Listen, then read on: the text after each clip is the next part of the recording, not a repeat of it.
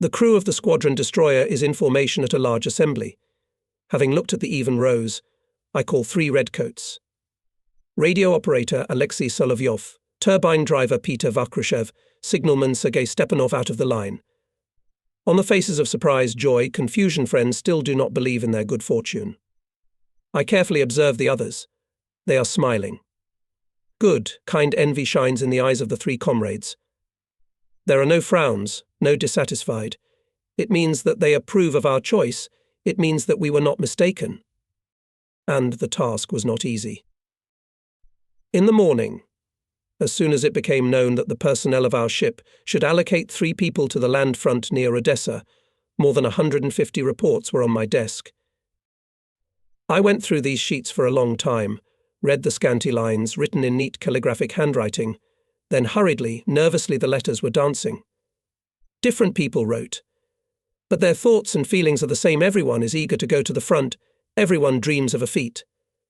Some reports are accompanied by short statements. I ask the party organization to accept me as a candidate for membership in the party. I want to go into battle as a communist. I know all these redcoats, petty officers. You can rely on anyone. Excellent sailors. Wonderful comrades. The more difficult it is to make a choice, we must select the most worthy. Only then there will be no offense to others. The ship's commissar, senior political officer Booth, came into the cabin. He saw me going through my reports, made a joke. "Are you playing solitaire? You know the sailors are on duty at the Ute, waiting for you. Everyone wants to talk to you personally, to prove that it's him who should be sent. They don't give me a pass either. I barely got out." We go through the reports together. The commissar reads them and admires them. Well done, guys. "I know without you, Timofey Timofeyevich. Tell me, who should we stop on?" "We can't decide that alone. Let's call our comrades and consult." I invite my assistant, commanders of combat units, secretaries of party and Komsomol organizations. We argued for 2 hours, until we agreed on 3 candidates. And now we are seeing off our combat friends. They receive rifles, hand grenades, dressed in the uniform of the first term. The name of the ship is burned in gold on their caps, ruthless. "Remember your ship, do not drop its honor," I say to them. Solovyev, Vakrushev and Stepanov, clutching rifles in their hands, stand in front of the formation, facing the ship's flag. Solovyev asked for the words. "Our dear friends, thank you for your trust. We swear that we will justify it. Here's my visor. It will always remind me of you, of my home ship. We sailors know how to fight, and if we have to die, we'll die for the sake of victory. Beat the fascists from the sea, and we'll destroy them on land. We'll meet with victory. We'll meet with victory." The 3 go around the formation, shake hands with their friends, then go to the boat. The engine hums quietly. The boat pulls away from the side. I'm standing on the upper platform of the gangway with my hand on my cap. With my eyes I give a sign to the horn player standing next to me. He raises the horn, and a long signal calling floats over the bay. Usually this signal is used to greet and see off the big bosses on ships. Now it sounds in honor of ordinary sailors. Deviating from the regulations, I feel no remorse. Along with the singing of the horn from the destroyer carries a powerful hurrah, sailors. We see our friends off to battle, to glorious deeds. Let the sailors remember this moment. Merciless more and more often goes to sea. We convoy transports to besieged Odessa. In each campaign we fight off enemy aviation, engage in battle with enemy artillery batteries, take all measures to protect ourselves and to protect the transports from being blown up by mines. On August 24th, 1941 we returned to Sevastopol. The sailors are still under the impression of what they saw in Odessa. Before our eyes enemy bombs fell on the beautiful city. Houses collapsed, the smoke of fires rose to the sky. We saw corpses of children and women in the streets. Our hearts are burning with hatred to the enemy. It is hard for the defenders of Odessa. From 3 sides the enemy encircled the city. Communication with the country is maintained only by sea. Ships are not easy to get through to the city. Fascist planes and artillery do not spare bombs and shells. The city was left without water. The pumping station, which supplied water from the Dniester, captured by the Germans. Our ships carrying water rarely manage to pass fascist pilots' hunt for them with special fury. Water is given on cards. Troops and inhabitants suffer from thirst.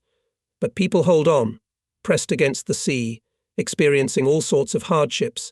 The garrison strikes the enemy crushing blows. The glory of Yakov Osipov's naval regiment rattles all over the fleet. Sailors terrify the enemy with their dashing bayonet attacks. We are proud that our ship's envoys fight in this heroic regiment. The name of our ship, Merciless, fully corresponds to our mood. No mercy for the enemy. A barge with ammunition has arrived. Sailors are running down the gangway, bending under the weight of shells. They work in silence. Faces sullen, determined. All are full of desire to prepare the ship for battle faster and back to the sea, to Odessa. In the evening we go to sea. We are followed by 3 transports. They bring troops and gasoline to Odessa. The night passes quietly. The morning has come. The sea is quiet, gentle. But the sailors have stopped trusting the silence. Signallers are looking at the water surface and the clear blue sky until their eyes hurt. So far there is not a speck on the horizon and no airplanes are seen in the sky. We are going at a slow pace, adjusting to the slow transports. The enemy does not show, and yet the gunners do not move away from the guns. At any minute we can expect an attack. By evening we saw the shore. The glow of fires scarlet in the twilight, flashes of gunshots flicker all along the coast. Odessa is close. We pass its suburb Novaya Dufanovka. We know that there is an enemy battery here. Why does it take so long for it to get dark? In the dark we might have slipped through unnoticed. But now the Germans have seen the caravan. 4 lights flashed on the shore. Water columns rose up near one of the transports. And then we heard 4 loud explosions. We've got to save the caravan. Merciless turns around and at full speed slides between the shore and transports, leaving behind a plume of smoke. An impenetrable wall of smoke shields the ships from enemy observation. The enemy battery continues to fire, but now at random, wasting shells. The Germans realize this. They stop firing on the transports and transfer fire on the destroyer. Fountains of water swept up by the explosions arise from one and the other side. Maneuvering, dodging the hit. Finally, turning abruptly, hiding in their smoke screen. The fascist battery releases a few more shells and falls silent. Our trials are just beginning. The whole coast is occupied by the enemy. Not far from the village Fontanka is another 120mm German battery. It is waiting for the caravan to approach it. How to save the transports? There is only one way out to divert the enemy's attention from them. Let him shoot at the destroyer. We know that the battery is land-based. Devices for firing on fast-moving marine targets on it is not. It's not easy for its gunners to hit our swift destroyer. Merciless is heading straight for the shore. Before the enemy 30 cable meters, and the Germans are silent. What's the matter? Timofey Timofeyevich, I asked the commissar standing next to me, why do you think they are not firing? They're waiting, devils. And we'll tickle them. I order our artilleryman, Senior Lieutenant Vasily Vasilievich Yarmak, to open fire on the battery. The trouble is we don't know its exact coordinates. We're choosing a place where it's most likely to be. The ship's guns turned toward the shore. There are short bells ringing. That's the signal. Load the guns. The chains of elevators feeding shells from the cellars rattled. In a few seconds, the ship shuddered the entire hull. Friendly, deafeningly struck the guns. On the dark shore, fire bursts light up and go out. Our shells burst. At first, except for them, nothing can be seen. But then 4 blue-white tongues cut the darkness. The Germans couldn't stand it. Their battery responded to our fire. We pinpoint its location and now we hit it with all our guns.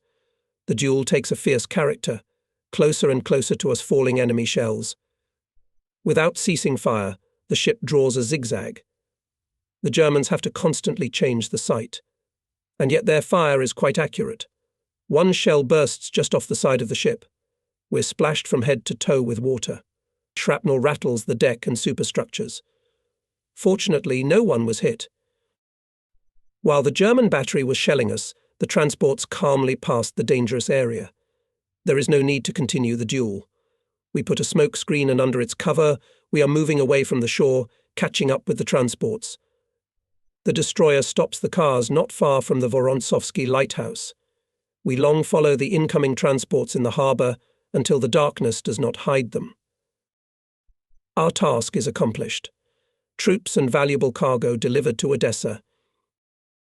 We lie down on the return course. At the traverse of the Bolshoi Fountain lighthouse, we slow down. Here we must stay until morning, waiting for further orders. The units defending Odessa may call for fire at any time of day. It is dangerous to stand in the harbour. The port is under artillery fire. The night is black, impenetrable. Not a light around. Only the ominous glow does not go out over Odessa and its suburbs. On the tanks smoulder red coals of cigarettes. After the alarm went off, the sailors came together to smoke at the cutlass. They hear jokes, laughter.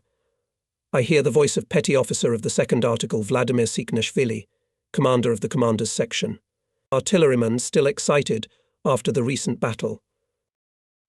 And rightly in the song is sung, "The brave fears the bullet.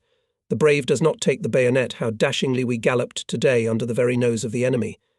And no matter what, we peppered the fascists with pepper, but we didn't get a scratch and delivered the transports to the target."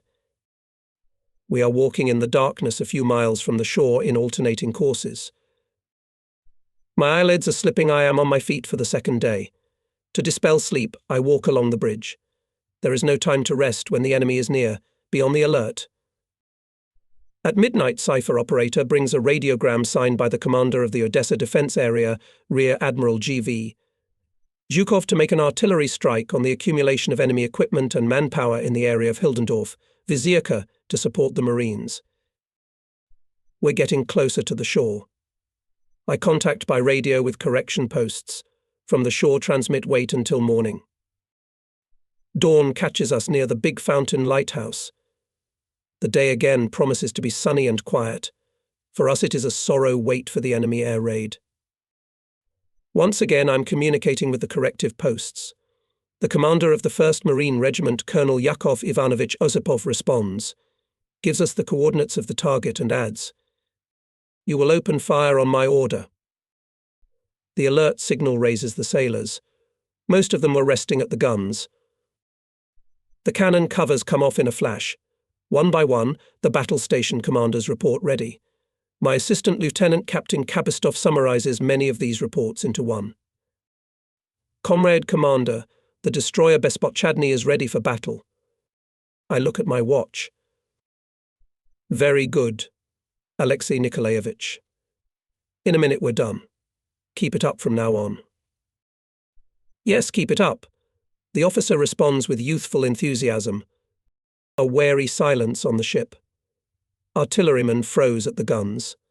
The radio operators clamped their earphones tighter not to miss the command from the shore. Merciless quietly splits the water surface. The silence is broken only by the cry of seagulls and the splash of dolphins frolicking nearby. Finally, the long-awaited words come over the radio: "Open fire." At once our guns rumbled. Scared seagulls rushed and flew away. And from the shore an enemy battery is already hitting us. From behind the horizon crawls a huge red sun. In its rays the water columns from shells seem like flaming torches, and the sea is all ominously red, like molten metal. In a short pause between salvos I catch an alarming cry of the signalman of the petty officer of the second article, Ivan Kuksov. There are airplanes on the left 90. I move the handles of the machine telegraph to full forward. The ship is gaining speed. The elastic wind presses in my face. Our anti-aircraft guns slammed shrilly, hastily. Lurching from the steep turns, Merciless is zigzagging, not allowing the enemy to conduct targeted bombing. The rate of fire does not decrease. We shoot at the shore with our starboard side and fight off the planes with our left. Junkers, stretched out in a chain, one by one dive into the dive. In the thunder of cannonade, intertwined squeal of falling bombs and explosions. The sea is boiling. Cascades of water fall on the ship. Clouds of smoke blind us. At times when the smoke clears, I see sailors, stripped to the waist, wet with sweat and spray. They are working at the guns. Osipov radios from the shore, you're hitting well. Add more. And merciless, maneuvering among the explosions, beats and beats. Dozens of bombs dropped by Nazi pilots. Enemy artillerymen fired hundreds of shells. But we're all intact and shooting. In front of our eyes falls into the sea shot down by US plane. Osipov radios again, thanking for the support. We sigh with relief. Guns are silent. Sailors, tired after a tense battle, remove from the deck shell casings, tidy up the heated guns. For the last time we cast a glance in that direction, where heroic Odessa is fighting the enemy, and take a course to Sevastopol. One more voyage was made, usual in those days for many ships of the Black Sea Fleet. Life demands learn. In Sevastopol returned at dawn. The destroyer refueled with fuel, oil and ammunition. Sailors had a chance to rest a little, and I still have to go to report to the squadron commander on the battleship Sevastopol. I went down to my cabin to change my clothes. With regret, looked at the unmade bed for the entire campaign has not been able to lie down once. Rear Admiral Vladimirsky met cordially. First of all, he asked about my health. He didn't believe my cheerful answer. You don't look well. You need to rest, so I won't keep you long. Tell me how you fought. I briefly report how the voyage went. Vladimirsky listened, and then poured questions. There seemed to be no end to them. Did you notice at what heading angle the enemy planes were approaching the ship? And at what altitude? In what formation they were flying? How long were they in a dive? How were the bombs dropped since in one run? What was the heap of bombs dropped? How long did the bombs fly from the time they lifted off the plane until they hit the water? And how did the planes maneuver out of the attack? The commander also inquires in the same detail about enemy batteries, about the accuracy of their fire, about the distance at which they detect the ship, and from what distance they open fire on it. I confess that these questions surprised me. How can you think of such trifles in battle? When bombs fell on us, we thought only about how to avoid them. True, something I noticed junkers attacked us at sharp angles, approached us at an altitude of about 4,000 meters. This is not enough, says the Admiral. We must know absolutely everything about the enemy. Without it, we cannot win. Cautiously trying to object. On the bridge command, not research. Remember, a true commander is always more or less a researcher, especially in battle. Together we discuss how to better observe the tactical methods of the enemy. We'll have to involve all the officers of the ship. And now go to Elisiv, says Vladimirsky. He wants to see you. Probably he has prepared a new task. I get to the Grafskaya pier by boat. I stand on granite steps for a long time. I took off my cap. The sun shines affectionately. A light breeze pleasantly cools the hot head. The day is marvelous. I can't believe that there is a war. Yesterday's battle seems like a dream. I squat down, dip my hand into the warm emerald water. Little skittish crabs run funny, sideways on the wet stone. I try to catch them. It looks silly from the outside, a grown man, an officer, amusing himself like a child. I get up, pull on my tunic. I have to go. Slowly I walk up the steeply rising street. Here it is, my favourite city. This is where my service began. My family lived here. My children grew up here. Just recently I was drinking soda water at this kiosk with my sons Lenya and Eric, and suddenly it turned out that I had not brought any money with me. I had nothing to pay with. I was embarrassed, and the young saleswoman was even more embarrassed. We began to apologize to each other. The girl calmed us down. It's nothing, you'll pay afterwards, but we still ran home and brought the money. And here is the summer movie theatre, where my wife and I like to visit. And again I remembered a picture of the past days. I came back from the sea, persuaded my wife to go to the movies. On the way back I asked her, "Well, Shura, did you like the picture?" "I haven't seen it." "What do you mean? You haven't seen it?" "Just like that, I didn't see it, that's all. I went for your sake. If I don't go, you'll be offended. And I haven't slept all night. You know how restless our Lenya is. So I slept through the whole movie. It all seems like a long time ago. There was a city on the seashore, beautiful, alluring. Its streets were filled with noisy, cheerful crowd, especially in the hours of dismissal of sailors from ships. Women in flowery dresses smiled at people in snow-white navy uniforms and tunics. In summer, the whole coast is dotted with bathers. The generous southern sun covered naked bodies with bronze tan, and everywhere you could hear the happy laughter of children. That's gone now. I see another city silent and stern, like a warrior preparing to repel an enemy attack. The rare passers-by are anxious, hurried. You no longer see smart dresses, dapper white uniforms with blue collars. The clothes of people became emphasized strict working overalls, soldiers' gymnasies, dark blue flannels of sailors. People are used to war.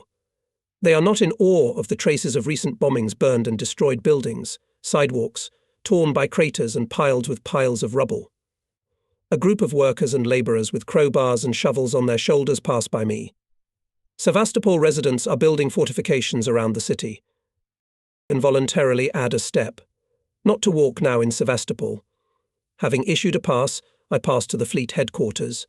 Chief of Staff Rear Admiral I.D. Eliseev, as well as half an hour ago Vladimirsky, inquisitively asks about the campaign, the actions of the crew in battle, the tactics of the enemy. He asks to repeat some details, and at this time the pencil in his fingers is running quickly on the paper. This is very, very important. It is necessary that all our commanders know. At his insistence, I draw on a sheet of paper a scheme of maneuvering the ship when setting up a smokescreen and during a duel with an enemy battery. You have a good idea to divert the fire on yourself. I would advise other ships of convoys to do the same. On the tired face of the Chief of Staff appears a smile. That's how much combat experience is gathered. I ask you very much, take more notes in battle, pay attention to every little thing. I hear the same in the communications department, where Captain Second-Rank Nestorov literally squeezes from me everything that was related to the campaign with convoying transports. Only after that he tells me, "You have a new job to do, Comrade Lieutenant Captain. You will escort 3 more transports to Odessa. They are carrying the most important cargo and must arrive at their destination no later than 00 on September 1st. The weather service predicts a storm. This is to your advantage. The Germans will not think that anyone will dare to go to sea in such weather." After finishing my business at headquarters, I'm walking around the city again. I wanted to look at my apartment. Our house is still intact. I unlocked the door. My family evacuated from Sevastopol. The apartment is empty, orphaned. The floor and furniture are covered with dust. And although everything is in its place, the rooms seem alien. I look carefully at the portrait on the wall. My wife and I were photographed in Leningrad when I had just graduated from the school. What young, serene faces. Shura looks like a girl. Where is she now with our chicks? How many worries have fallen her shoulders? I look around the cupboards full of books. We both love to read, and we both collected our libraries diligently.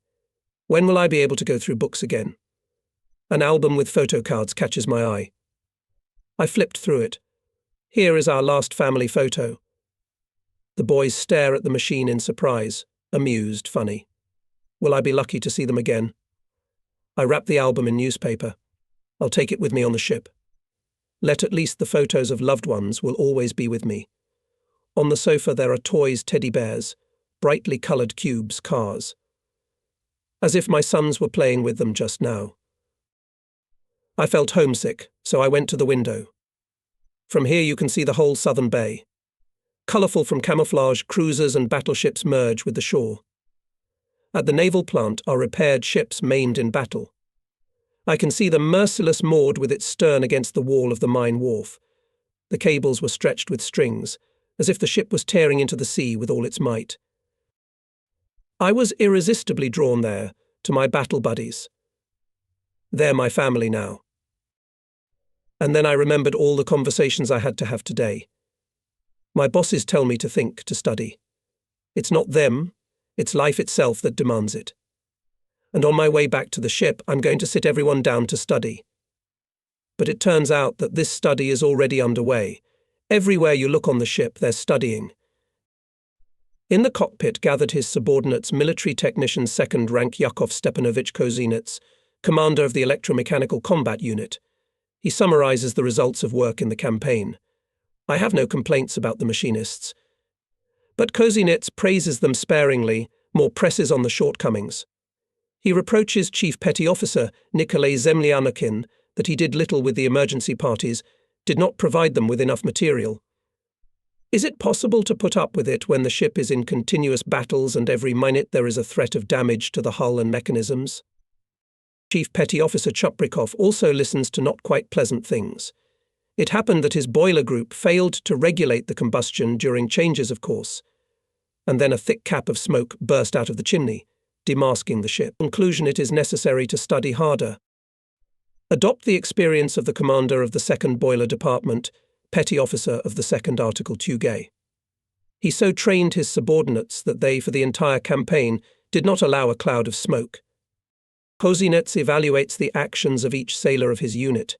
He urges to study more persistently, to train more. This call in his mouth acquires special persuasiveness. Kozinets did not graduate from the Naval Engineering School. He grew from ordinary sailors to the commander of the combat unit. He independently mastered all the wisdom of the most complex ship technology, and now he is one of the best mechanical engineers in the fleet. He has a large household. Almost around the clock works our mechanic, and yet he finds time to study. Look in his cabin. On the shelves are technical literature, drawings. Kozinets constantly thinks how to make the mechanisms work even better, even more reliably, and people have become true masters of their craft. Artillerymen, sailors of the navigational combat unit, torpedoists, bosuns assess the lessons of the campaign. People realize that the success of future battles depends on it. It turned out that not everyone in a dangerous moment held confidently. Young torpedoist Suturin during the raid of enemy aircraft hid under the torpedo apparatus. A case out of the ordinary. But, having thoughtfully weighed it, we come to the conclusion it is not only that the guy did not have enough courage, but also that this man fell out of sight of the commanders. In essence, he had no responsibilities in the battle. If, say, he had been assigned to conduct surveillance or given a rifle to shoot at planes, the sailor would have behaved differently. How to make every sailor fight bravely and skillfully, not knowing fear and confusion in battle. This is what we all need to think about. After summarizing the results of the campaign by combat units, the commissar of the ship called agitators, we have a lot of them. They can barely fit in the officers' quarters. Booth has been paying special attention to the agitators lately. We're hardly ever in the base, and it's rare to get people together on a campaign. Agitators work directly at battle stations. They influence people not so much by words as by personal example. Excellent, know your business, be brave and resourceful in battle, so that all your behavior served as a model for comrades, says agitators Booth. Everyone listens to the words of our commissar. Sailors had time to make sure of his courage and self-control. In decisive moments, the commissar is there, where the most dangerous, calm, confident. One word from him brings the most unstable. Everywhere he turns out to be necessary. Timofey Timofeyevich knows the ship no worse than the most experienced officers, but he knows people even better. Simple, cheerful, sociable, the commissar knows how to touch everyone's heart. And the sailors sincerely love him. I'm listening to Booth talking to the agitators. No, this is not a briefing, it is a heartfelt conversation between comrades doing one common party cause. Here sit people who are always and everywhere with the sailors in battle, and during the rest, live in the same cubicle with them, sleeping on neighboring bunks. They know the moods, thoughts of any of the sailors. Communist petty officer of the 2nd Article Mikhail Rybakov anxiously speaks about senior Red Fleet officer Anatoly Krasovtsev. He is a good sailor, fearless, efficient, knowledgeable. But in recent days he has become sad, withdrawn in himself. He has grief his native village is occupied by Germans. The sailor is worried about his parents' despairs. I would support him, encourage him, but he is proud, he is going through the misfortune alone. He has stopped talking to his comrades. How to help a man. A lot of such unexpected questions arise before the communists. Most of the sailors are in a cheerful mood. The Commodore, petty officer of the second article Nabiulia Nasirov, enters the conversation. They spare no effort in the campaigns and rejoice in every battle. But now we are too far apart. For a long time we do not leave our combat posts and do not know what is being done in other units. And on the ship's radio we only hear commands. Can't it be transmitted how the battle is going, who is doing what, who has distinguished himself? It is very important for the sailors. The commissar gently pushes me in the side. Keep up, Commander. And I'm listening to the conversation more and more attentively. The guys say something sensible. We do not use radio broadcasting well, and with its help you can talk to all sailors in the campaign. After all, on other ships even radio newspapers have become a custom. Can't we organize them? We understand that our commanders have more troubles. I hear a soft voice of the turbine operator, petty officer of the second article Mikhail Misko. But they must find time to talk to the sailors. A commander's word means a lot to a sailor in a difficult moment. We forgot about songs, says Rybakov. With the beginning of the war, our amateur songs died. And now it would be very useful. After the battle you want to have a good rest. A soulful song lifts the mood. And we should think about the library.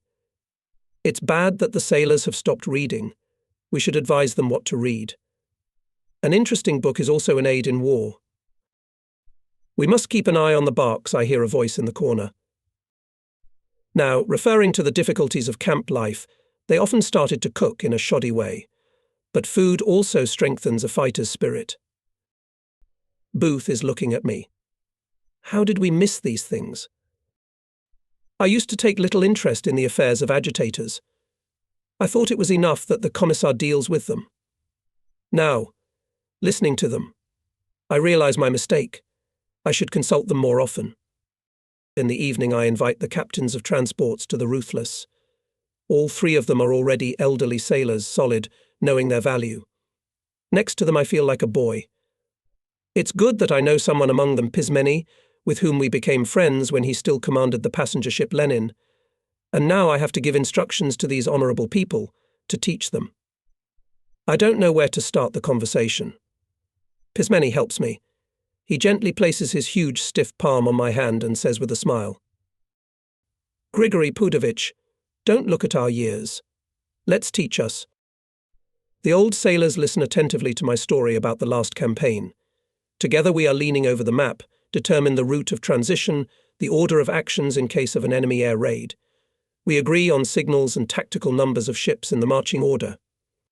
To confidently hold the line, the head in the Kielvatanoy column put the most slow-moving transport. We leave tomorrow at 9:00. Speed 10 knots. We part as good friends. The captains trust me, have no doubt that the merciless will not leave them in trouble, will be able to protect them.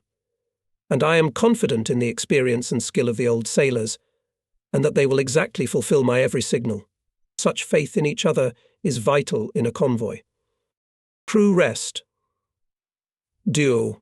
Sailors who are free from watch and duty rest. Each uses these hours in his own way. Some write letters, others ponder the chessboard, others fight dominoes. In almost every cabin you'll see a sailor with an accordion. Quietly he brings out his favourite song, and his comrades, surrounded by him, as thoughtfully, intimately sing along. Junior political officer Ivan Grigorievich Noskov comes down to the fifth cubicle. He sits down to the table where several sailors are writing letters.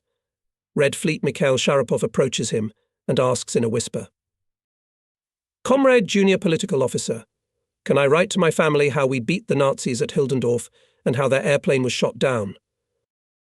You can, answers Noskov. And describe in detail how you yourself acted in battle. You showed yourself well. The sailor's face blushes. No, it's inconvenient to talk about myself. Well, leave a few lines at the end of the letter. I'll write how you fought. Thank you. The sailor was happy. Though the conversation is whispered, but Krasavetsev, a senior redcoat sitting next to him, hears everything. Having chosen a moment, he also addresses Noskov. Be kind enough to check what I've written. Why should I read other people's letters? Only from the point of view of grammar. I'm afraid there are mistakes. Noskov fluently runs through the sheet, corrects a few spelling mistakes. The rest is all correct. The sailor lowers his eyes, hesitates. Finally, he dares. Comrade Junior Political Officer, will you add a couple of lines for me? My father is very interested in how I serve. You know, he's an old worker, strict, proud. Every time he writes to me, remember, son, about the honor of our working family, there were never cowards in it. Everyone was brave and straight. Ivan Grigorievich smiles, pulls out a fountain pen from his pocket, and writes sprawlingly. Your son, Senior Red Fleet Krasovtsev, in battle, is brave and resourceful. The family can be proud of him. Secretary of the Party Organization of the Ship, Junior Political Officer Noskov. The sailor gratefully accepts his sheet back, his eyes shining with happiness. If you knew how much you did for me. My old men will be happy. And at a neighboring table a dispute is raging. Chess players are competing. They keep quiet, but the fans don't get along. Someone couldn't stand it and told his comrade to make a move. The others were outraged. What a game of hints. A fool can win that way. The other side is trying to launch a counterattack. You're still checkmate. Learn to move the pieces first, and then you can vote. A junior political officer is invited to be the umpire. He decides quickly and unappealingly. Clues to the side that allowed the clue. One of the players and the comrade who did him a bearish favor grumble resentfully. The others are pleased, peace is restored, and another pair sits down at the board. Bursts of laughter come from the far corner of the cockpit. There are domino lovers, the most irrepressible people. In the heat of the moment, the players are so clashing their knuckles on the table that it seems that the deck shudders, as in artillery firing. Many people are fond of sea goat, and every cabin has its own champions.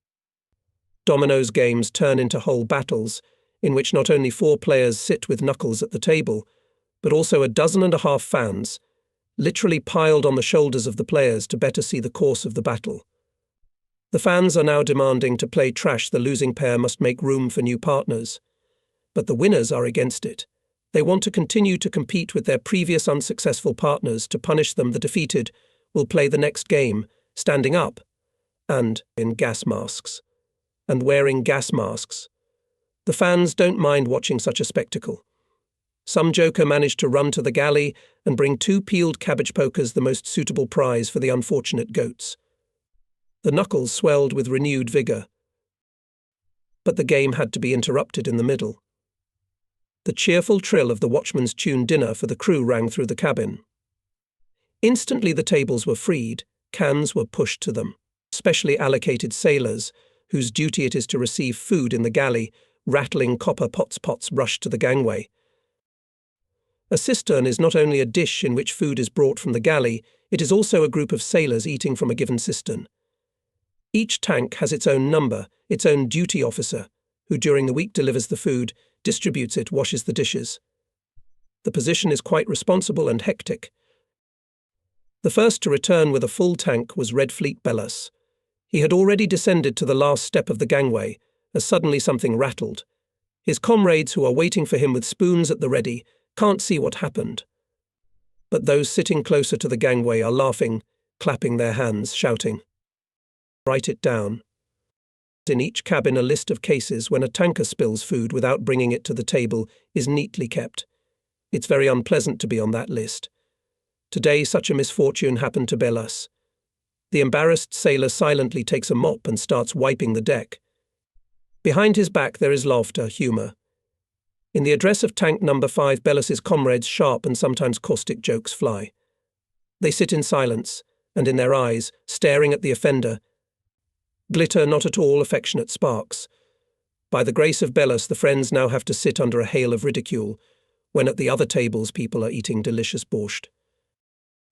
The spilled dinner can only be received again in the last turn. Therefore Belus is in no hurry. Thoroughly cleaned the deck, he washed his hands and only then went to the galley. He is followed by the angry whispering of his comrades. Bear. Resinia. Belus disappears for a long time. At the other tables, the first course had already been finished. The galleys were about to go for the second course. And then Belus appeared, triumphant and shining. The sailors looked into the cistern he had brought and gasped. The cistern was half filled with meat, and the main thing, marvellous appetizing masolkas, which all of us consider a delicacy. Friends immediately forgive their gully all sins. At other tables they envy the fifth tank and scold the cocks behind their eyes. That's how they punished the negligent tankman. Of course no one thought of complaining. The sailors know the price of a joke and are glad of every funny story. A good dinner added vigour, revival. I walk through the living quarters. I listen with pleasure to friendly songs to accordion, laughter and jokes.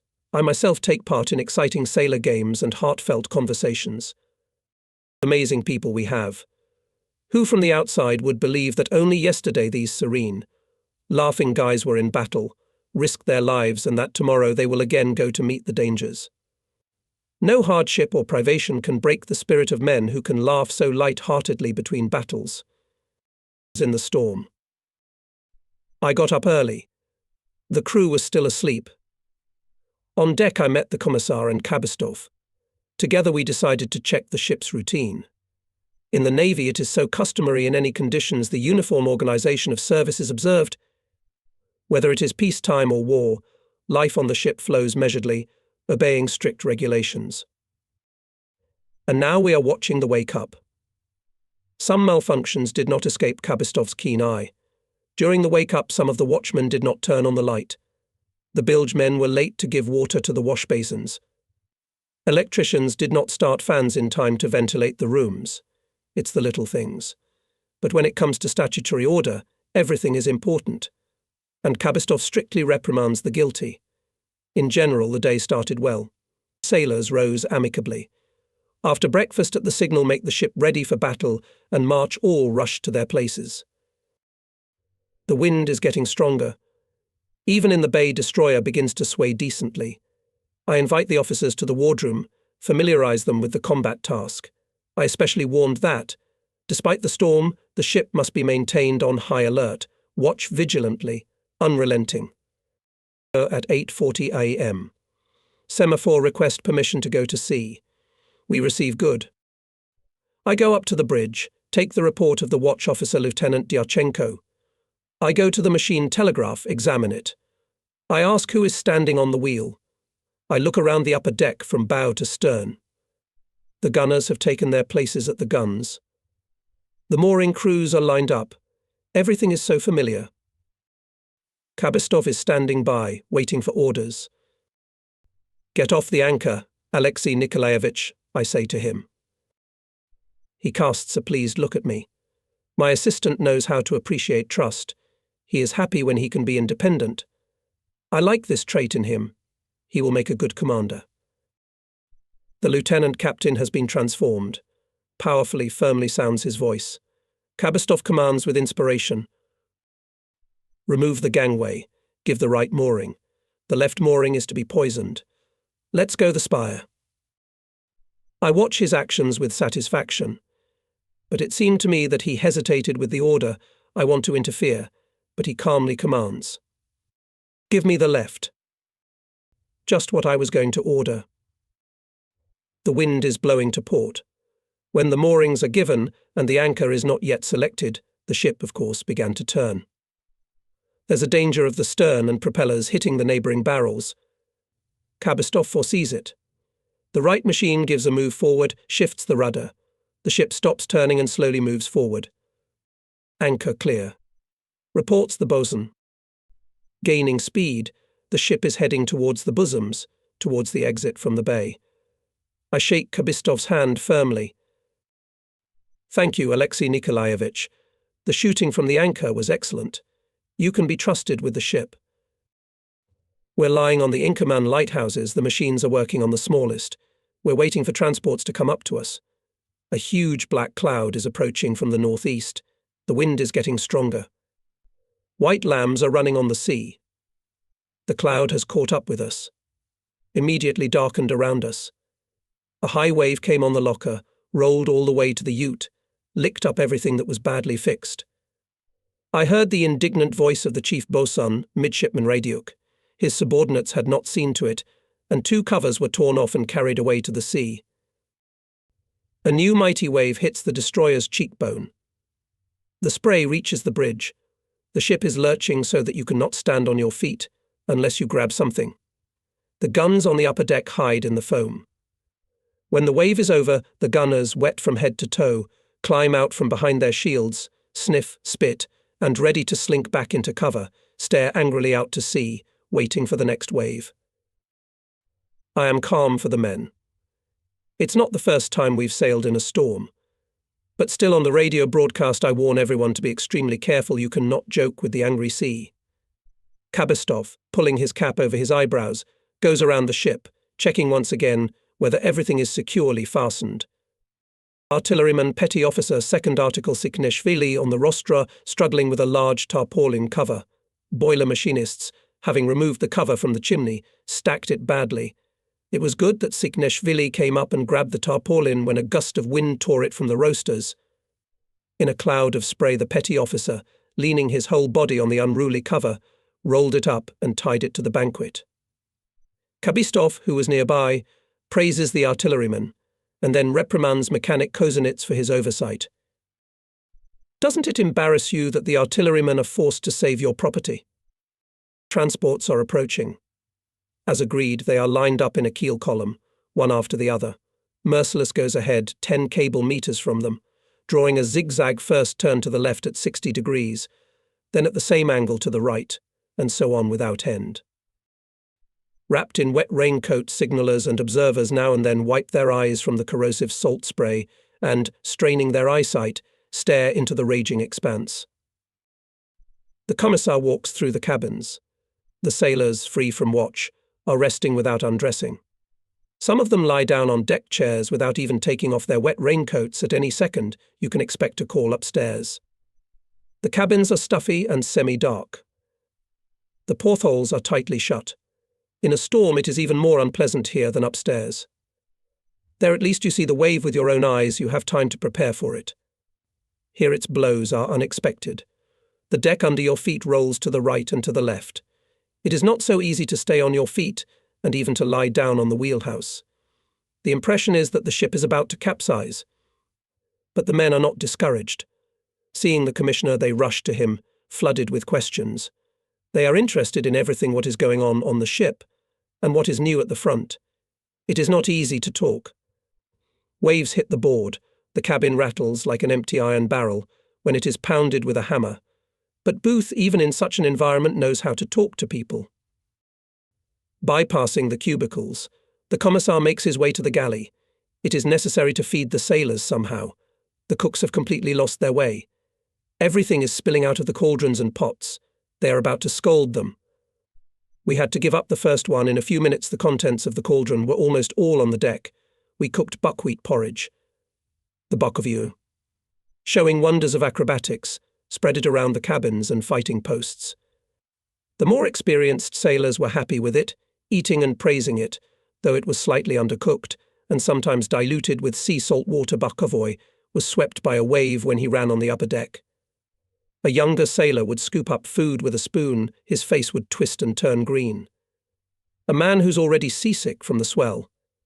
In the end, the sailor clamps his mouth with the palm of his hand and runs for fresh air. The hardest of all, perhaps, are the machinists. Boilers and turbines are hot. The air is saturated with vapours of fuel, oil and oil. Even in calm weather it is not easy here, and in a rocky weather it is nothing to talk about. The deck, shining like a mirror, rises and tilts, your feet slip on it, and you can't grasp anything. The heat makes everything hot as fire. Taking a moment to calm down, I look into the boiler rooms and engine rooms. The guys are completely weakened. Dirty, sweaty, exhausted. It is pitiful to look at them. But when you come up they smile, joke, trying to outshout the noise of fans. Good weather, comrade commander. It's been a long time since we were so shaken. Turbinistas even invited me to have a snack with them. It turns out that they brought raw potatoes from the galley, put them in a kettle, and connected a hose to its sock, through which they let steam. The potatoes turned out to be delicious. I leave the drivers reassured these will withstand everything. We are still zigzagging. For 3 minutes, Merciless rushes towards the wind and waves, then thrusting its nose into the water, then standing on its haunches. For the next 3 minutes, the waves crash against the side of the ship, as if trying to topple it on its side. The masts against the low-hanging clouds make huge intricate arcs and figure eights. Behind, the transports are barely visible in the grey haze. At times they are hidden from us by the crests of waves. We can see through binoculars the ships are plunged into the foaming maelstrom up to their superstructures, but they go on and on heavy, slow and stubborn. So far, everything is normal. The headquarters correctly predicted in such weather the Germans will not stick their noses in the sea. For their aviation weather is not flying. Our caravan follows without any. Without incident. It's getting dark. At night, the wind whistling and waves crashing are even more deafening. I order to stop all movement on the upper deck. In such a mess, you won't notice how you'll be washed overboard. Where are our transports? No running lights, no radio chatter either. The coast is close, and we don't want to be detected by the enemy. Several hours passed in pitch darkness. At last a light flickered timidly in the distance. Comrade Commander, through the wind noise I hear the report of Navigator Bormotin. We can see the lights of Odessa lighthouses. In 3 hours, or exactly at 00, we will be in Odessa. And again we see the bloody glow over the fighting city. The light of the fires is reflected in the clouds. The sky itself seems to be red hot. Sailors cannot take their eyes off this terrible picture. Forgotten fatigue, nausea and headache caused by exhausting rocking.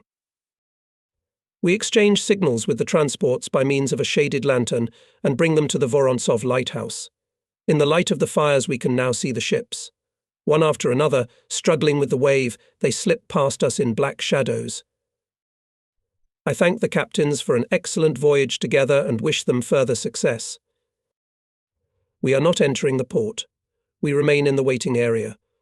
At slow speed, we're being tossed around even more by the waves, but no one seems to notice the rocking now.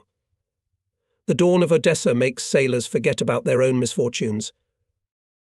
By dawn, the sea began to subside. Merciless at slow speed manoeuvred a few miles from shore. About 5 o'clock in the morning, when it was still quite dark, from the shore adjustment post transmitted the coordinates of the target a significant concentration of enemy vehicles and tanks. The enemy is preparing to attack. Immediately give fire, says the radiogram.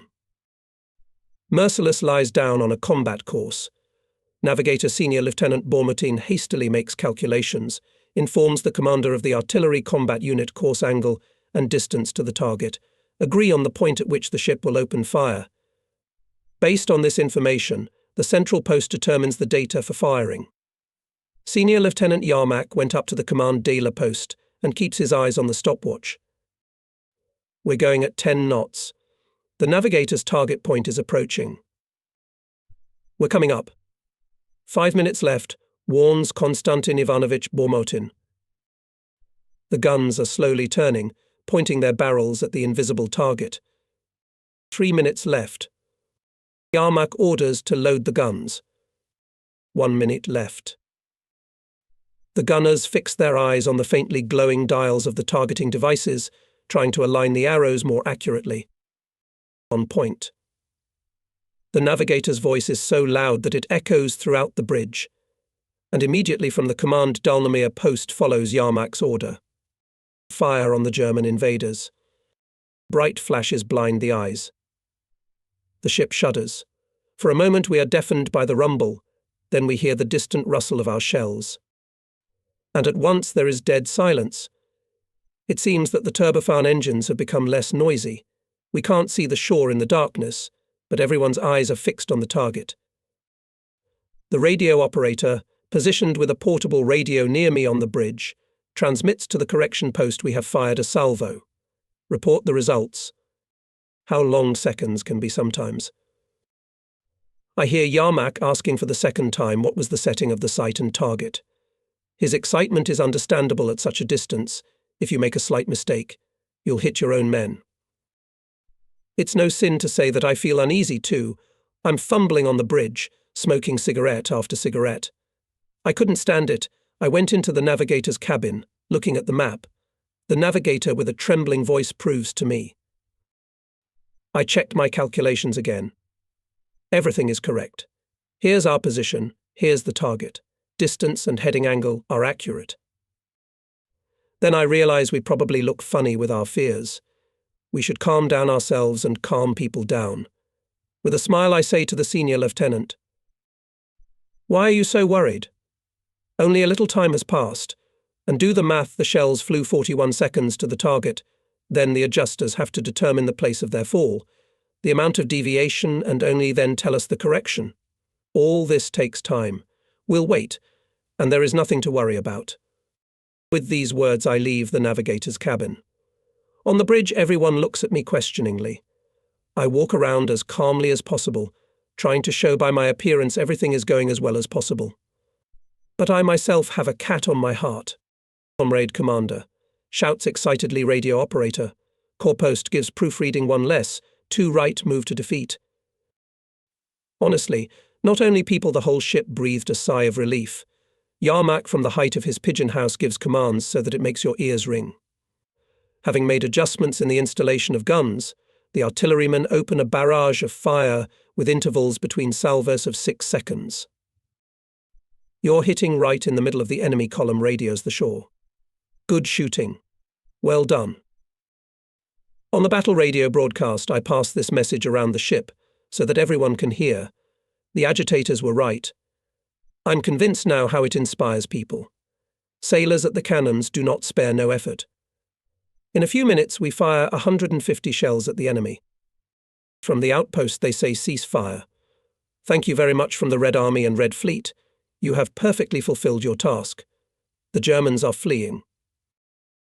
When I read out these words in front of the microphone, there is a loud hurrah in response. Everyone shouts, both those on the upper deck and those working in the inner rooms. Meanwhile, it's already dawning. The sky is clear, not to miss the raid of enemy aviation. Much messed up, the Germans merciless, they will try to take revenge on him. And the coast sets a new task to open fire on the centre of the village Hildenorf, where the movement of enemy troops and equipment is noticed. Hildenorf is far away. For the shells to reach the target, we need to approach the coast, to the village of Novaya Dufanovka, where in the ravine is already familiar to us German battery. Corpost sends one codogram after another, hurrying to start firing. I turn on the microphone and read out, let everyone hear. "Open fire immediately. The enemy is preparing to attack. We ask you, give fire. Time is of the essence." I look into the faces of my comrades who surrounded me. I see that everyone agrees it is necessary to help our fighting friends. I order. "Navigator, plot a course closer to the shore." Senior Lieutenant Bormatin warns. "It's dangerous, Comrade Commander, because they're not only from guns, but from mortars and machine guns can fire at us." "I know, Navigator, but our friends hope for our help, and we must help, no matter what it costs us." The shore is getting closer and closer. So far, it's silent. Apparently, the Germans don't want to decloak themselves early. Merciless came to the right distance, turned sharply to the right, lay on a combat course, reducing the stroke. The navigator reports. At the point. "We're making firing salvos. Corpost records good, we're going in for the kill." Sailors at the guns are straining all their strength. The pauses between salvos are reduced to a minimum. Adjusters report shells are hitting the target. At this time, the German battery began to speak.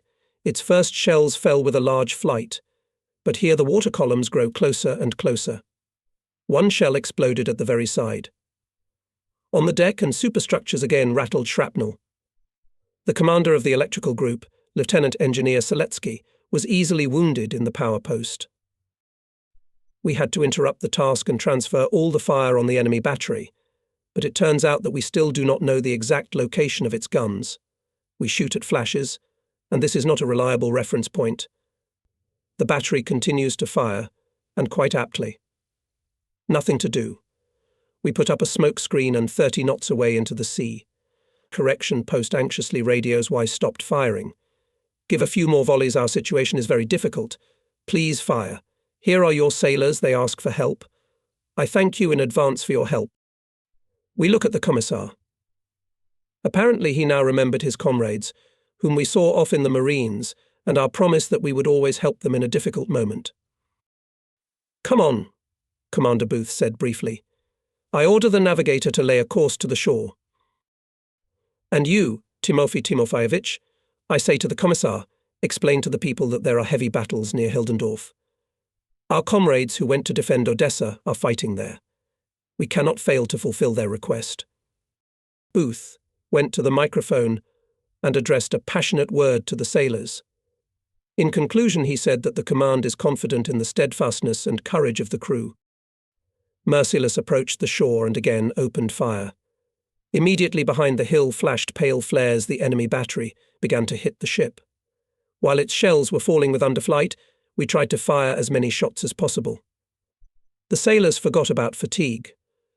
Despite the frantic rate of firing, they had time to write on the shells with chalk for our Soviet motherland, "Death to the invaders." People did not pay attention to the explosions near the board.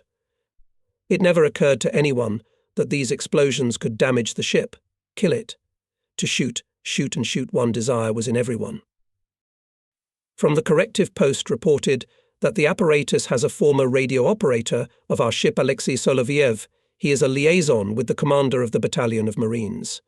Soloviev himself takes the key. Our glorious ship, we read, has kept its word. We are proud of it. Thank you. The enemy shells are tearing at our stern.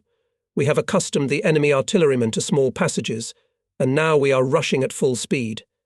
And yet the explosions are close to the ship. Shrapnel-wounded sailor chemist, standing aft at the valves of smoke-forming equipment. The sailor pulls out of his pocket bandage bag, hastily bandages the wounded hand and remains at his battle post. Well done, sailors, you hit well. Praises the shore. Hitlerites have been mixed to the ground, sailors. This radiogram causes an unprecedented rise, and when I order to stop firing, they look at me with bewilderment and resentment. But we have no other choice. Enemy planes have shown up. Having put a smoke screen, we move away from the shore to have more room for maneuver. Bombardment begins. We fight off the planes with 37mm automatic rifles and large-caliber machine guns. Torpedoists, sitting on torpedo apparatuses, shoot from rifles. A deafening crackle stands in the air. One of the planes took a slide to then dive at the ship, but suddenly lay on the left wing, smoke and corkscrewed down. I see the sailors cheering. Wide open their mouths, they shout something, but no voices are heard. Ineffectively dropped bombs and lost one junkers, the enemy squadron disappeared over the horizon. And the coast demands open fire on the village of Ilichevka.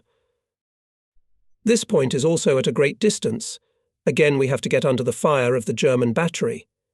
Now we shoot at 2 targets, the main caliber at Ilichevka, medium guns at the enemy battery.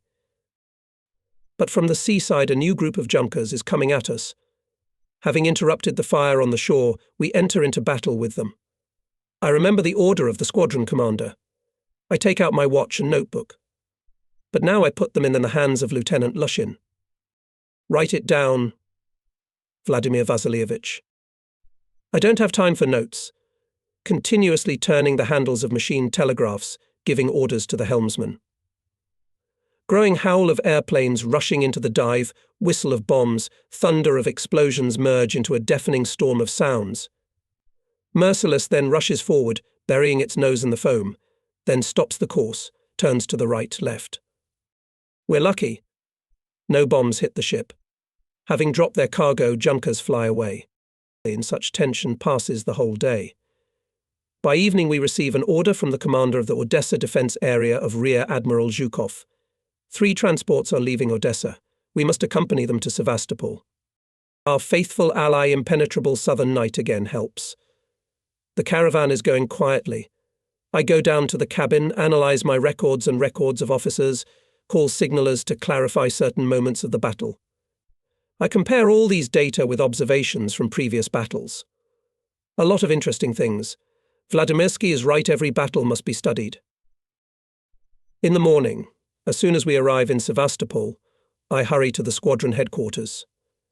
Vladimirsky pounces on my calculations. He writes down figures, draws diagrams, compares them with his old records. Well, it fits, you see. So we can draw some conclusions. Did you notice how formulaic their tactics are? Yes, we've seen that fascist pilots approach the ship almost always at an altitude of 4,000 or 5,000 meters. Before lying in a dive, the plane makes a slide. It takes 10-15 seconds. The time of being in the peak 14-18 seconds. After detachment from the airplane before falling into the water bombs fly 7-9 seconds. Now let's weigh the capabilities of the attacked ship. Seeing that the plane makes a slide, the commander gives orders to the helmsman. After that, 7 seconds pass until the ship begins to roll toward the shifted rudder. There are still about 30 seconds before the bombs fall. During this time, the destroyer will pass in an arc of a cable, or even a cable and a half, which is quite enough to avoid a direct hit.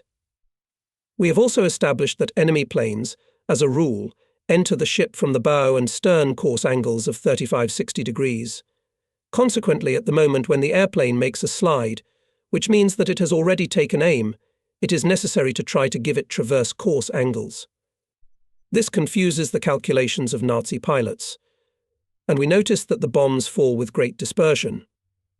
More than once it happened that on transverse course angles half of the bombs fell with a significant overflight, and the other half with the same underflight. Vladimirsky pulls out of the safe manual on evasion from the bomber aviation. Leafing through it, in the document, not a word about dive bombers.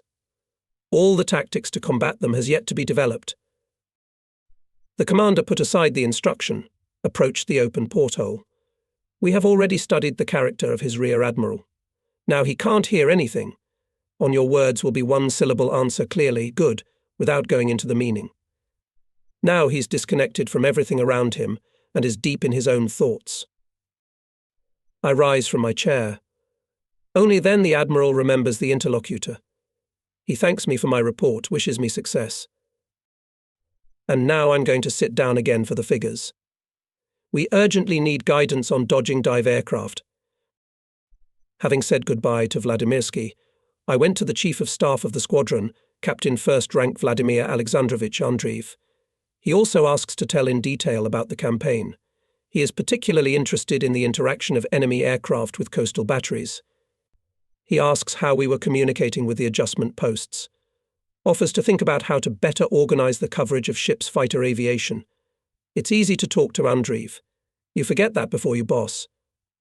Being carried away, we sometimes argue heatedly, defending our points of view.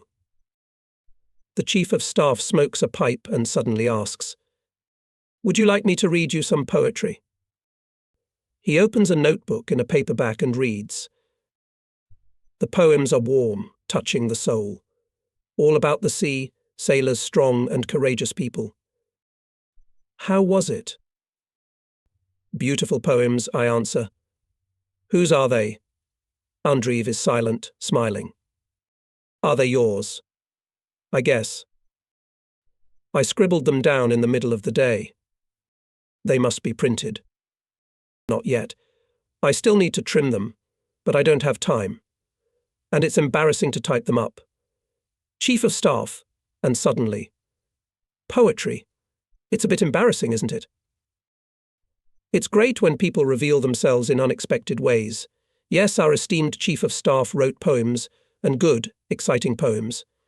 And I'll tell you frankly, from that day on I respected him even more. Scheduled preventive.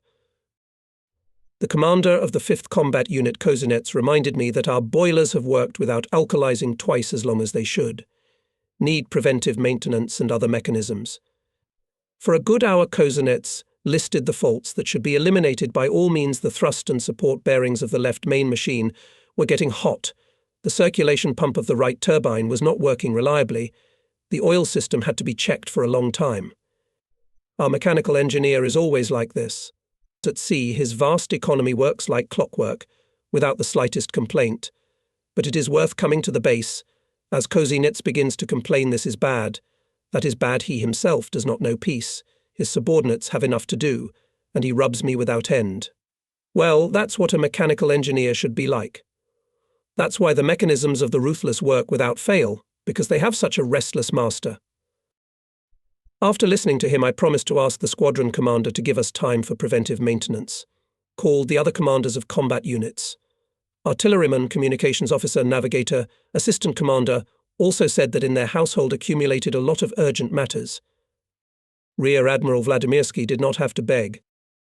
Proceed, he said. To successfully fight, we must keep the ship in exemplary order. I give you 8 days for repairs. I cannot more, you know what the situation is now. An open party meeting was held, which was attended by almost all the sailors of the crew. The repair of the ship was perceived as a combat task. To work in a frontline manner, this thought permeated every speech. 8 days was an unprecedentedly short period, but it did not suit us. The meeting decided to complete the repairs in 5 days. Communists will be at the most responsible sites and will show an example of selfless labour. It is necessary to work more with people, literally with everyone. It was decided to widely cover the progress of repairs in the leaflets and radio newspaper, in conversations agitators. The meeting called for vigilance, which should be manifested in everything and in a clear organisation of service, so that nothing caught the team by surprise, and in close monitoring of the quality of work, and in the careful study of the mood of sailors. The enemy does not shy away from any meanness to shake the spirit of the Soviet people. Commissar Booth gave an alarming example at the meeting. Sailor Nesirov brought him a letter received from home. It's a strange letter. It says that Moscow is allegedly already occupied by the Germans, our army is all defeated, and at the end his mother advises it's aimless for you, my son, to fight. If you are alive, try to save yourself. The sailor, of course, did not believe this letter. He came to the commissar to share his suspicion. The mother is illiterate. So all this filth was written by someone's enemy hand. Perhaps other sailors are receiving similar panic letters. It is necessary to intensify explanatory work, tirelessly expose harmful rumours, mercilessly treat their peddlers. I listened attentively to the speeches. I was pleased with the unanimity of the sailors. Communists and non-partisans equally supported the common cause. There was no doubt people will do their best to fulfill the task on time. That night, none of the officers slept. They hastily prepared the necessary documentation, thought out the organisation of work, made requests for materials and spare parts. Everyone was aware of the upcoming difficulties. There is a war. Every minute you can expect an enemy raid. So the repairs should be done in such a way that the ship would not lose its fighting ability even for a moment. The night passed restlessly in the cabins, too. Some people left, others came. Someone was awakened, someone asked about something, because it was necessary to get a certificate about some mechanism, or it was necessary to go to the warehouse. The watchmen were nervous, scolded the most restless in an angry whisper, called for silence. But their efforts were useless. When a sailor or a petty officer was called to an officer, the sailor hastily got up and dressed. He tries to do everything silently.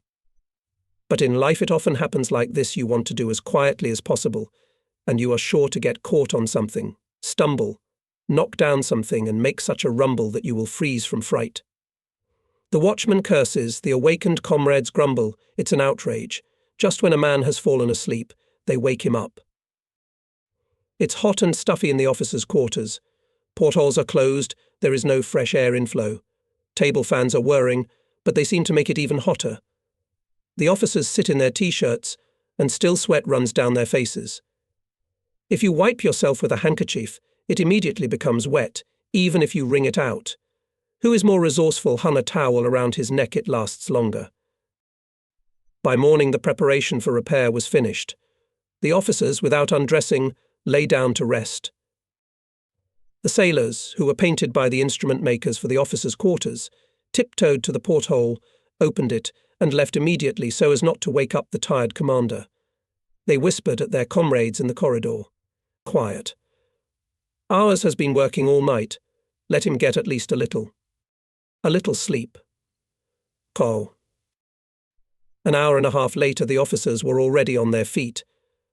It was necessary to arrange people, to familiarize everyone with the task. At breakfast, Kabistov warned that if the sailors appeared on deck without doing anything, the bosun would take them away and put them on general shipboard work, washing and painting of boards and superstructures. The bosun will always have something to do. The officers looked at each other understandingly. The assistant commander does not throw words to the wind, so it may happen that the sailors will be at the disposal of the bosun when the units are already short of hands. The sailors of the bosun's crew were working in the paint shop on the tank. Ensign Radiuk decided to prepare a lot of paint in advance, so that it would be enough to paint the whole ship. Every now and then he came to the superstructure, putting a glass with fresh paint on it to its surface. He adjusted the colour. Bending over the hatch, he ordered his subordinates to add azure or black. Having diluted the paint, the bosun left a young sailor in the paint shop and went to drink tea. How could our economic bosun know that many people were just waiting for it? The commander of the department of the first machine, petty officer of the second article Misko, having seen off the midshipman with his eyes, immediately went to the paint shop and very politely addressed to the young sailor, "May I have some advice on the painting business from you, as an expert?" The flattered first-year sailor was terribly pleased, and Misko already asked him to go to the roasters to look at the chimney what to do with it. Should I scrape off the old paint or leave it? If to scrape off, how much dryer and paint will be needed? Not anybody, but the chief machinist came to bow to the young sailor. The first-year sailor has got his nose up, pretending to be a first-class expert. He moved away from the pipe, squinted his eyes, then took a cord out of his pocket and began to measure the area of the surface to be painted. Misko helped him, respectfully questioned him, admired his profound knowledge. Meanwhile, machinists and artillerymen were managing in the paint shop. The capacious paint tank was quickly emptying. The ship knew that no one knows how to prepare paint better than the chief bosun. They also knew about the stinginess of midshipman Radiuk. No matter how much you ask for, you won't get anything. So we had to resort to this, though not quite plausible, but the most reliable way of extracting precious paint.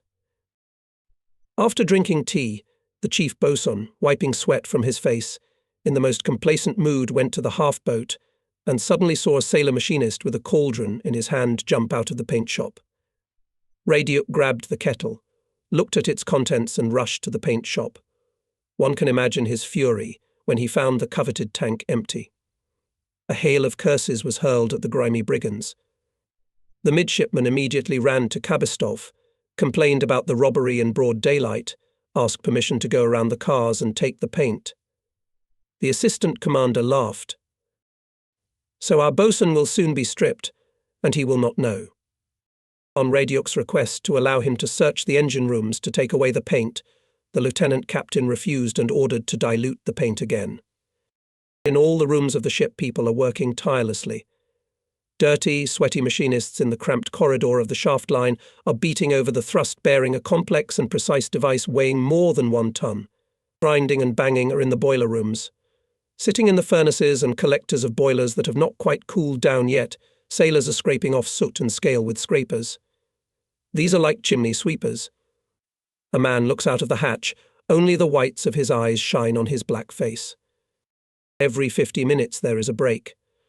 The sailors rush to the half-bank to smoke. Here at these minutes there is noise, laughter. Sailors once again savour the details of how the machinists stole the paint from the paint shop. Kabistov, going around the ship, invited Kozinets to his cabin and began to reproach him for the fact that he is engaged only in his machines and does not care about painting cabins, tidying up the hull, decks, rigging. "You are ready to put everything on us," Kozinets parries, "but everyone should do his own work. By the way, you talk about painting the cabins, but you don't give us any paint. Our sailors have to steal it from the bosun."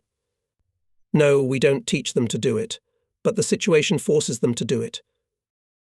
Kabistov wanted to object, but waved his hand. "I can't argue with you mechanics anyway. My cabin is located in the superstructure, and its portholes overlook the half bay, where you can hear the argument of young officers who went out for a smoke. Lieutenant Engineer Hussik, commander of the movement group, is of course on the side of his superior Kozinets.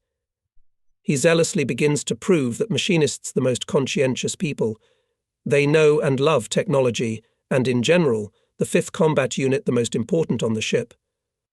Now, at their request, mechanics the ship is on scheduled preventive maintenance, and the other units just lapped up to them. Hussicks all praise for the sailor machinists. After all, to admit any of them to an independent watch, he is thoroughly prepared. Sometimes even the flagship mechanic checks the knowledge of the sailor. After this guy is released to the department, he can give a whole lecture on mechanics and electrical engineering. But it can't be otherwise after all. This is the main combat unit which transports, feeds, heats, lights everyone on the ship. Not in vain the 5th Combat Unit is called the heart of the ship. Yarmak, an artilleryman, is the first one who can't stand it. Throwing a cigarette, he interrupts Hussick and begins to prove that the main combat unit on the ship is undoubtedly artillery, which every child knows. There would be no artillery and you would have long since ceased to exist with all your mechanics. Who does the fighting? Artillery. Who shot down the enemy airplane? Artillery. Who gets the commendation for that? The artilleryman. True, the mechanics were also praised, but only thanks to us. Wait a minute, Navigator Bormatin stops the artilleryman. You forget that the 1st Combat Unit on the ship is the navigational unit. Do you think it's for nothing? What would you do with your guns if we didn't bring the ship to the target point? I'm used to these arguments. Listening to them, I involuntarily recall Krylov's fable guns and sails. It's clear that the hotheads are wrong. Yes, perhaps the officers know as well as I do that all units are equally important on the ship. But I listen to these arguments with pleasure. Let them argue. Let everyone consider his specialty the most important, the best. It only speaks of love for one's work. There's nothing wrong with it, on the contrary, it's good for the whole ship. Commissioner Booth put an end to the argument. He came up to the officers and said, You have spoken very correctly here. All our specialties are the most important, and there are no secondary persons on our ship. And if so, it means that everyone must put all his strength into his work and take care that not only he and his subordinates, but also the rest of the units acted as best as possible, that we all helped each other more, worked as coherently as possible. The ship was visited by the commander of the squadron. Vladimirsky inquired how the repairs were going, went around the boiler and engine rooms, command posts. Having heard that the sailors undertook to make repairs in 5 days, the commander asked, Will not such a hurry affect the quality of work?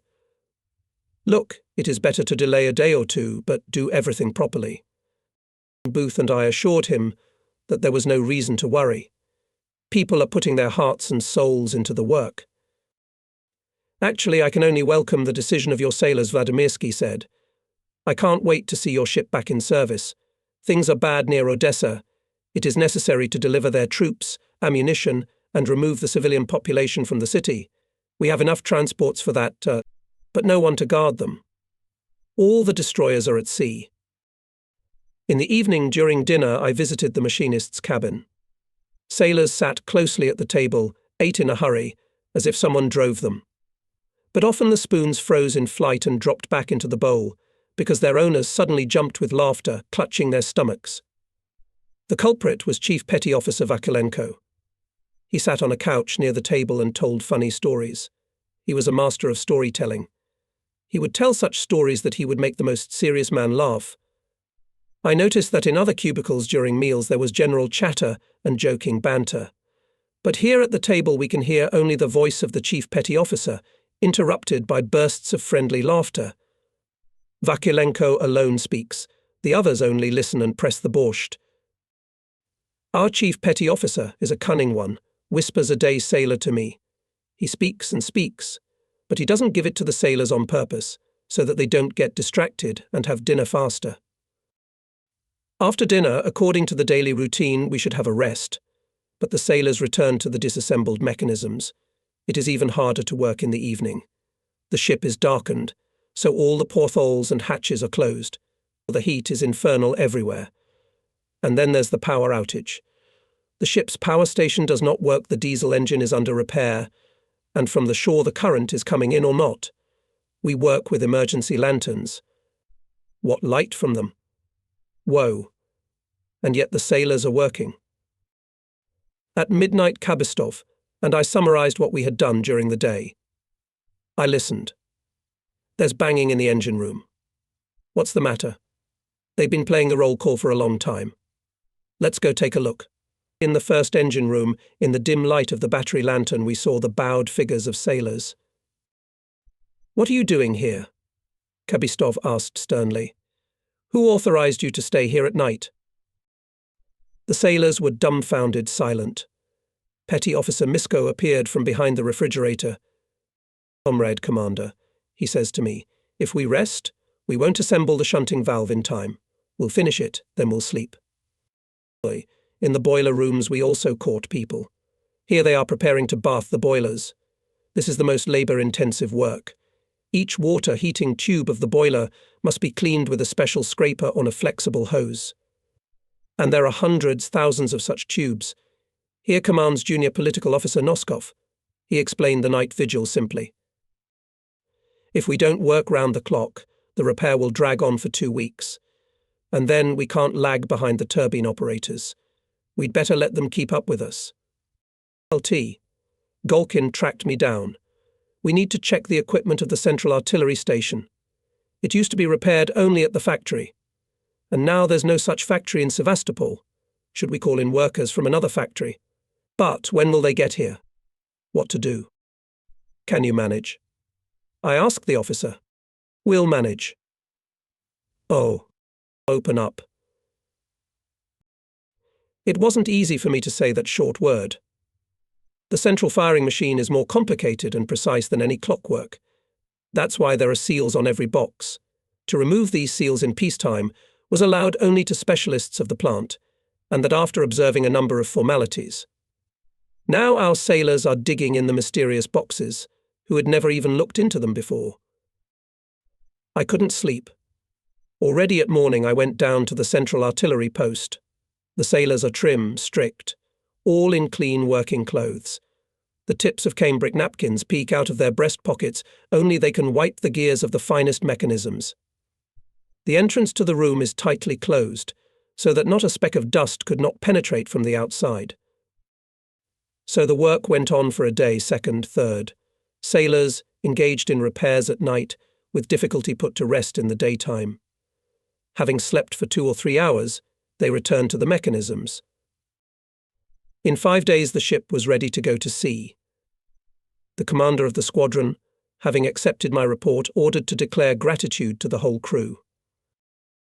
Now you have to try out the mechanisms? He asked. Good, you'll go out on patrol today. In the evening on the destroyer again sounded the signal ship to battle and march ready.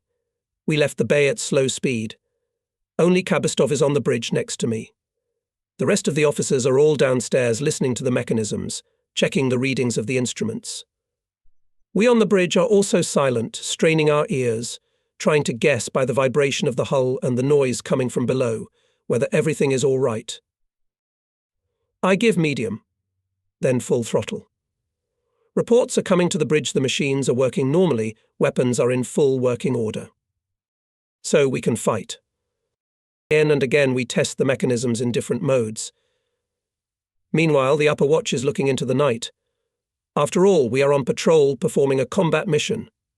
Watch service is special.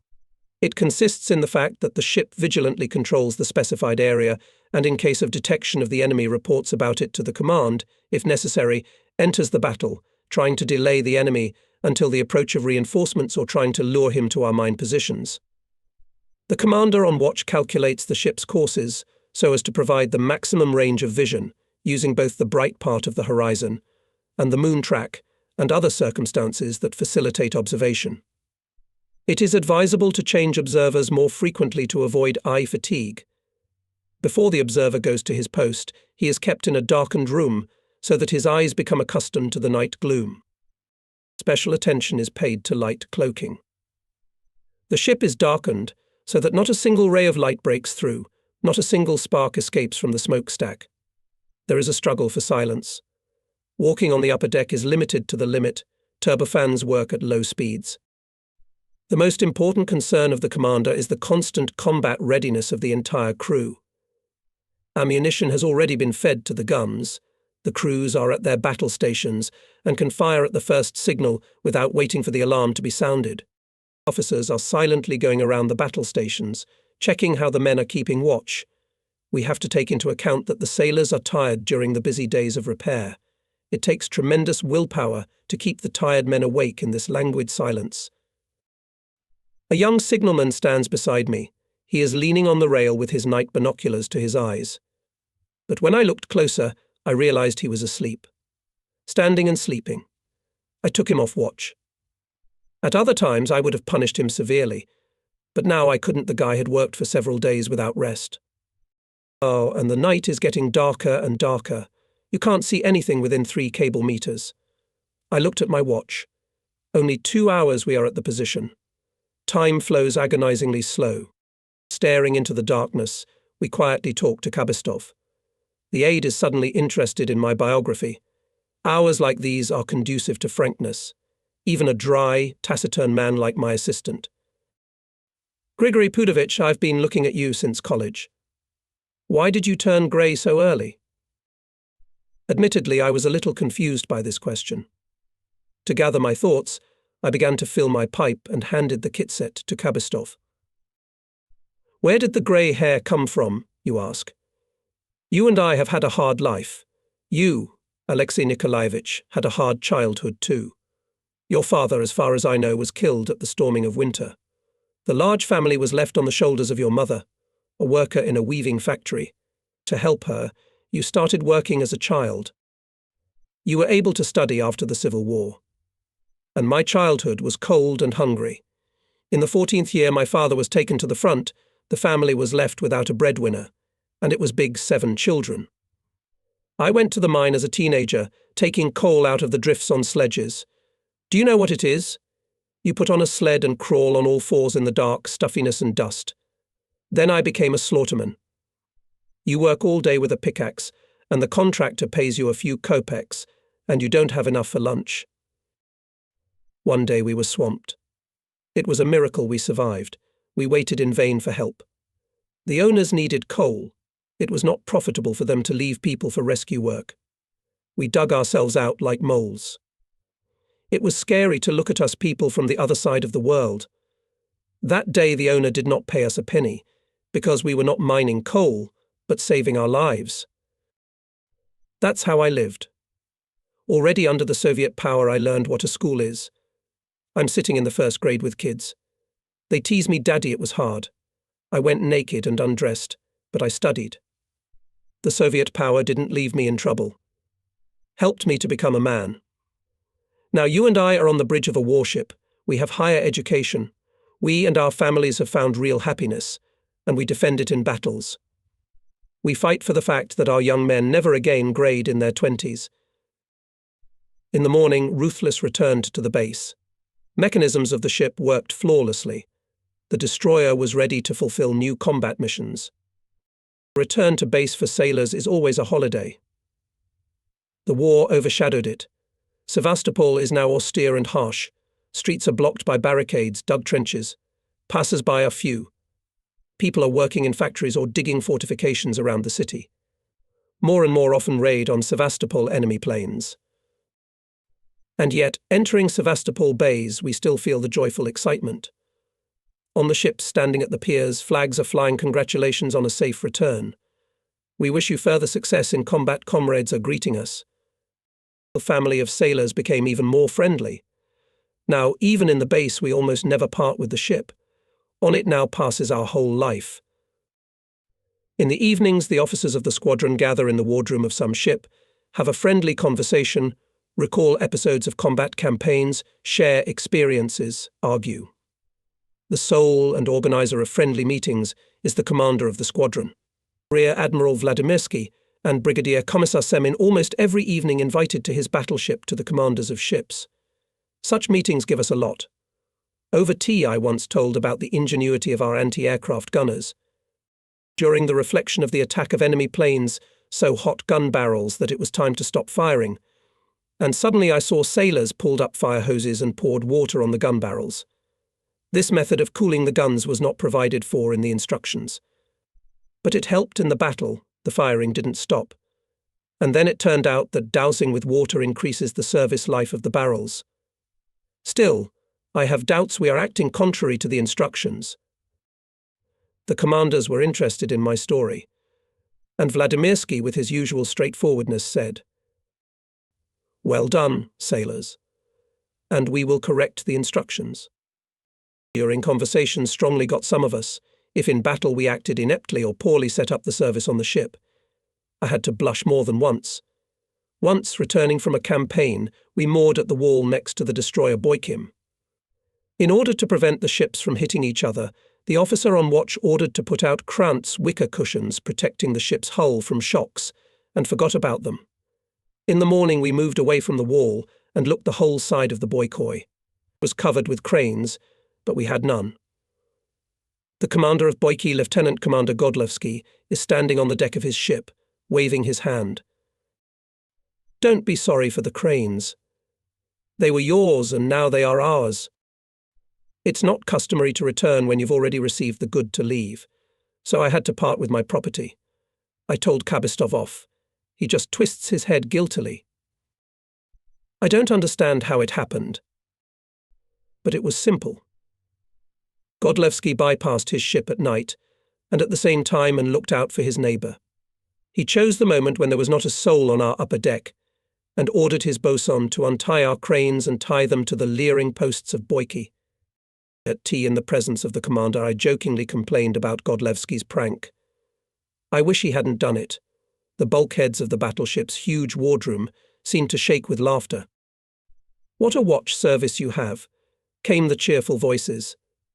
"Look, next time Georgy Fedorovitch will borrow your cannon too." I was ready to fall through the deck. I was consoled by the fact that Godlewski also got it that time, and not so much for the story with the cranes, as for daring. Georgy Fedorovitch was not a bad commander, brave, resolute, but not too hot. If he had his way, he would approach the mooring to the wall at full speed. How many times Vladimirsky punished him for that? Godlewski gave me back the cranes. Actually, he and I are friends. All destroyer commanders are connected by a strong friendship. Each helps his comrade as much as he can, and in battle, any of them will not spare his life to help his neighbour. But this does not prevent good, useful competition. What commander does not try to make his ship the best? Communication between Crimea and the rest of the country is difficult. The Germans are about to cut the railroads.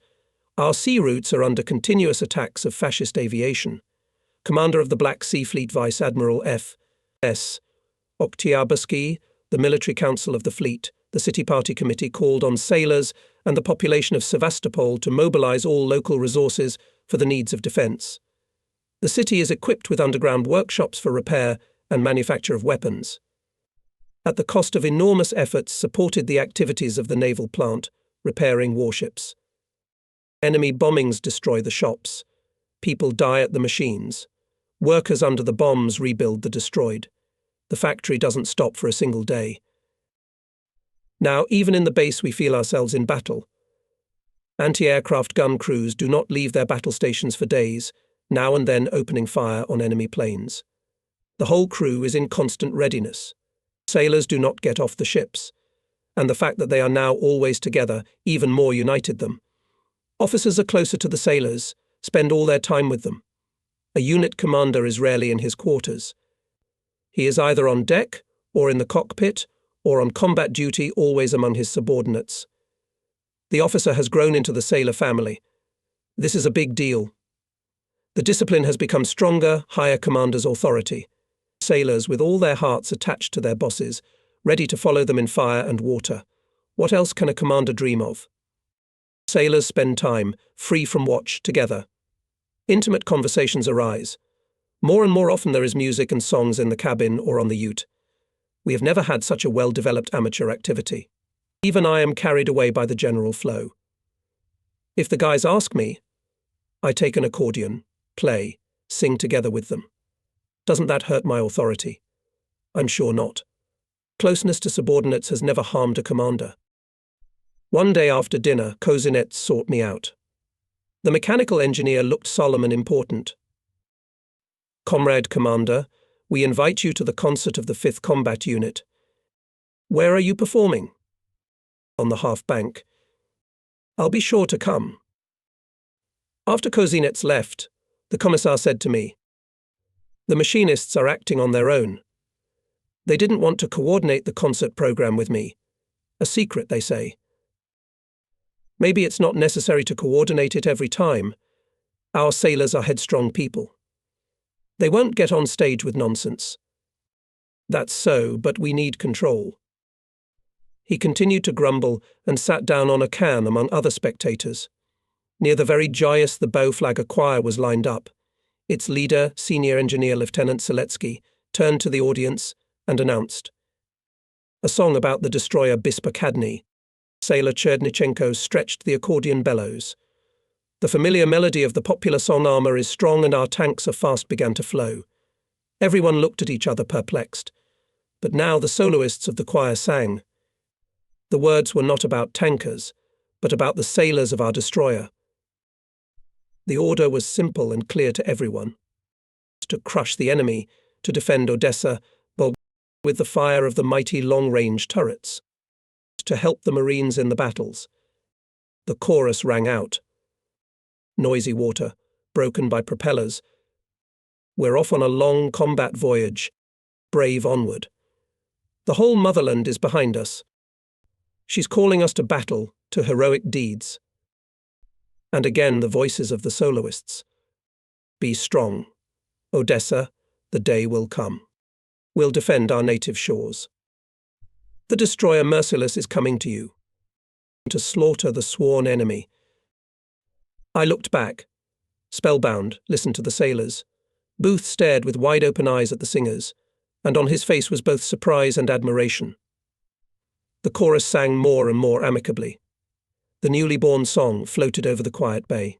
On the decks of the neighbouring ships, the sailors huddled together they listened too. And the song told about how the Merciless entered into duels with enemy batteries, how its shells swept Nazi infantry and tanks to the ground, how, shot down by sailors' anti-aircraft guns, 2 airplanes with swastika on their wings found their end at the bottom of the Black Sea. I am not versed in the subtleties of poetry. Maybe the words of the song weren't particularly well crafted, but it was our song, about our ruthless, about us. That's why it immediately won the sailors' hearts. And now the chorus is picked up by many dozens of voices. Noisy water, broken by the propellers. We're off on a long combat voyage. Brave onward. The whole motherland is behind us. She calls us to battle, to exploits. There were words like that. Neither bombs nor hardships can break us. Our blow is irresistible and accurate. For we have with us the brave Commander Negoda, and Booth, our glorious Commissar, is with us. Well, that's wrong. Booth burst into flames. The whole song is spoiled. I'll make you throw it out. The song ended with the assurance that the enemy will be defeated and ruthless to live for centuries. The sailors sang with enthusiasm. Seletsky, joyful, radiant, conducted a huge choir. When the song ended, there were shouts. Repeat. The author in the middle. Give me the author. Seletsky led out the embarrassed sailor Sergeyev by the hand. The Commissar jumped up and rushed to the signalman. Thank you, Sergeyev. The sailors shouted without ceasing. Bravo, Sergeyev. Well done, Sergeyev. Hooray. Hurt Booth returned to his seat. Well? Has the offence passed? I asked him. What offence? And that you were not introduced to the programme of the concert. What a trickster, devils. The song about the Merciless was blaring over the bay again. Strictly speaking, the concert was disrupted, because the other numbers of the programme were not shown. The sailors kept asking to repeat the song and sang it selflessly. ... chips, and in the base did not stand idle. The squadron commander demanded that the time of parking be used for intensive training. The ships went out for firing practice.